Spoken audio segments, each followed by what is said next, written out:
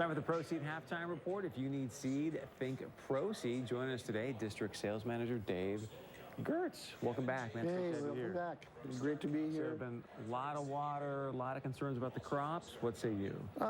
You know, things are really starting to come together. I mean, the seed production beans are coming off. Yields are considerably better than what they anticipated. We had new traits coming, both in the Liberty side of it, or the Extend side, the Enlist side, the GP27. So there's a lot of options out there for the producers this year, along with reduced prices. So reduced seed prices, not crop prices. Yeah. I think we're going to see that come up with our China deal and the phase one. So I think things are really looking up. Corn crop is looking really good. I was pretty concerned about it earlier, but I think we're going to have the test weight. The only problem we're going to have is moisture, and our moistures are going to be the issue. But you know, leaving the crop out there isn't always the best thing either, because you got to worry about that in the spring. You got to harvest it. You got root and stalk integrity that we can see some lodging. So you know, hopefully most of the guys will try to get it, and we'll deal with this moisture. But it looks like the bushels, some of the yield counts I've been taking are mind-boggling. That's good to hear. Yeah. There's been some pessimism, but you sound fairly optimistic, so it's nice to hear that. And yeah. With good yields, obviously it makes it easier to fill my hopper, right? Absolutely. So how do I fill my hopper? Oh, check us out on the web, proceed.net, and you can see the program in there. You buy so many varieties, or you buy a number of units, and we'll fill your hopper. And we've paired up with Ace Hardware this year, and we've got some really, really good items for you to choose from. Great stuff. Dave Gertz, always good to see you. Thank you. Thanks for being Thank here. you. Again, check out Proceed.net. And if you need seed, think Proceed. Stick around. Much more coming up right here on the Proceed Halftime Report.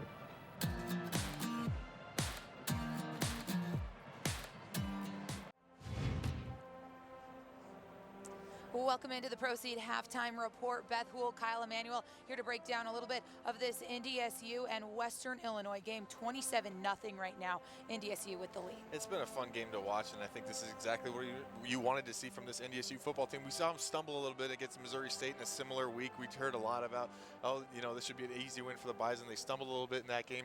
They came out. I thought they've had a great game plan so far, and it's been a good game, all Bison so far. Well, let's take a look at the highlights. Western Illinois winning the coin toss, choosing to take the ball. Doesn't go so well for them here off the top. Jackson Hankey coming up big. Yeah, this is what you want to see from this NDSU defense. Get some turnovers, and that's something that is a big stat going forward with games. And they were able to cause a big play early, and the Bison get off to a fast start once again. Hankey with his first career interception there. Then the Bison are on the move. Ty Brooks here for 20 yards. Yeah, Ty has looked really good in this half, and the NDSU's been able to establish the run when they need to. Another touchdown robbed from him, though. Second one of the season right there. Well, the Bison end up getting it. Adam Cofield punching it in here from the one. Cofield's been the guy, especially short yardage goal line. And yeah, I agree with you, Beth. I think that should have been ties, but nonetheless, Cofield gets a touchdown. It's a 7-0 NDSU lead, and they'll take it. Well, Western Illinois going forward on 4th down here. Spencer Wagee with the sack. Their offensive line has struggled mightily this first half in trying to protect the quarterback, and the pass rush has been really good for NDSU all half. Well, Bison back on the move now. Trey Lance hits Christian Watson. Christian Watson, the guy I thought might have a big game. I didn't think NDSU would throw the ball quite as much as they had, but he's been open a lot, and especially right here. Yeah, 41-yard reception there leads to another NDSU touchdown. Dimitri Williams on this one. Dimitri's a tough guy to bring down. He's kind of shown that throughout this season and his career, and the Leathernecks have a tough time bringing him down here. Some physical running through some tackles there for NDSU. It's 13-0 after a 2-point conversion fails on a high snap. Second quarter now. Trey Lance here on, well, he calls his own number to say. Him running the ball, Trey Lance doing Trey Lance things, I guess you could say. He's been really good running the ball in this game as well. This one goes for 23 yards here for the score. Yeah, this was impressive. There was 3 or 4 Leathernecks that had a shot at him, and they barely got a hand on it. Capping off a 13-play, 80-yard drive to make it 20-0 NDSU. Well, then here, Trey finds Jimmy Kaporis. Jimmy Kaporis has been kind of the guy, and this was the play. The Bison offensive line just gave Trey all day to find his receiver. finds Jimmy there, and then they go for the field goal, a missed field goal here. I was hoping to see a little Ben LeCompte, Adam Keller to Mike Hardy situation like Frisco back in the day. We did not get that. We actually got an intentional grounding on this, so it did go as planned. Well, Bison here on the attack again after a big Code Green stop, and Trey Lance hits Josh Babbage. We're used to seeing Josh Babbage and these tight ends catch touchdowns in the red zone. Not so used to seeing 80-plus yard touchdowns, but the big play Bison hit once again. An 88-yard touchdown reception there makes it 27-0 NDSU. Then on defense now, Josh Hayes coming up with the interception here.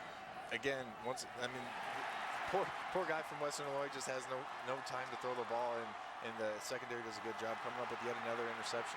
Bison taking over with 54 seconds left. Looking at the end zone here, Trey Lance hits Watson here, but the touchdown called back on a holding call. Yeah, the penalties have kind of been an issue this first half for NDSU. I guess that's the only thing. If you are going to look at something where they need to improve, I guess they could be a little cleaner with penalties. Let's take a look at it on our North Dakota Certified Seed Producers halftime stats here. Yeah, Bison 7 penalties for 71 yards, kind of plaguing a little bit of that production. What stands out to you most here, though, on these stat sheets? Well, I think it's the passing yards for sure. 241 passing yards. That's not what we're used to seeing from this Bison offense, but they have shown they're capable of it, and they've done a nice job being able to throw the ball against this Leatherneck defense. That's our North Dakota Certified Seed Producers halftime stats. It's 27-0 NDSU leading here during your Pro Seed halftime report. We'll be back with more and a look around the valley next.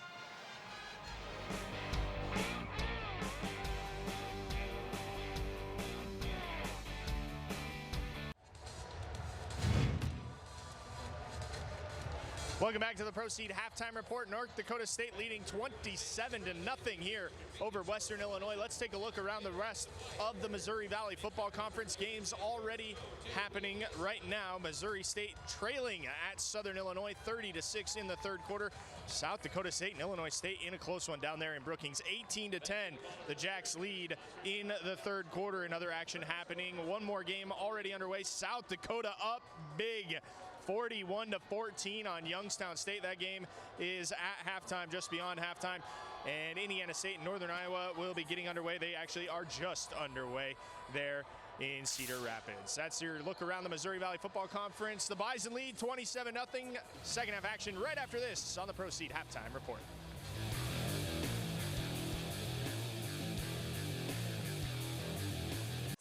Welcome back to the Pro Seed halftime report. Brian Shaw and Lee Timmerman back with you. North Dakota State, an impressive first half. Nearly 250 yards of total offense, and a majority of that work done through the air. Certainly efficient again through the air. The longest play from scrimmage this year, the 88-yarder to Babbage, so we saw that, second only to the 94-yard touchdown return on the kickoff that Johnson had last week. So the Bison the last couple of weeks have just had some monster explosive plays. The defense has also really dug its heels in. No points allowed in that first half for an offense that was able to put 38 points on the board last week at home against South Dakota. It's a unit that just continues to get stingier and stingier here as the week goes along. Let's go to Ryan Gellner, who had a chance to catch up with Western Illinois head coach Justin Elliott. Coach, it was tough sledding for your offense the first half. Yeah, we got to find a way to stay on the field on third down. Way too many self-inflicted wounds. You have a positive, and then we take a couple steps back. So we got to play a lot better. What do you change the second half? It's just guys doing their job. We got to execute, and we got too many missed assignments and turning the ball over, and things that we can control. All right, thank you. Thank you. Guys, back up to you.